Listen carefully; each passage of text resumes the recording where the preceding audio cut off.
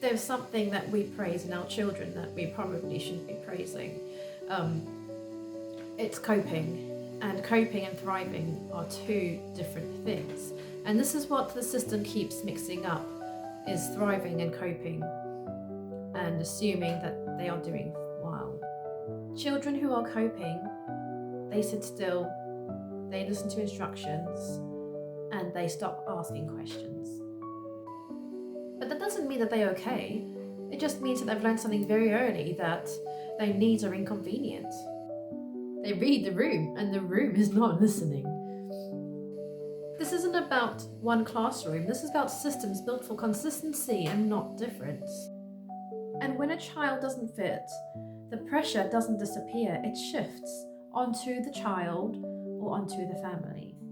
I coped as a child, I didn't thrive, I learned how to mask out of compliance. And I see this again with my child. When he stops resisting is when I'm going to start worrying.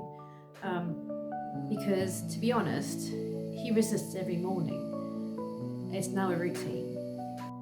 Because silence isn't calm. Silence is surrender. The system loves coping children because they're easier.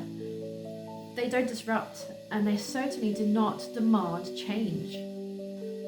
But coping takes a lot of energy, and I'm meaning a lot of energy. And when children spend their energy trying to survive a day, there is nothing left. Not for learning, not for joy, not for curiosity, and definitely not for growth. And everyone starts wondering why children are refusing school or having meltdowns at home. This is not defiance, it's release. And a child holding in all day finally breaks because they have reached their limit. So maybe we're asking all the wrong questions. Is the child behaving? And possibly, just maybe, ask a few of these questions. Like, does the child feel safe in their own bodies? Is their nervous system regulated? And are they in class every day without sitting in fear? Because thriving looks different. Thriving is messy. Thriving is asking questions. And thriving is asking for flexibility.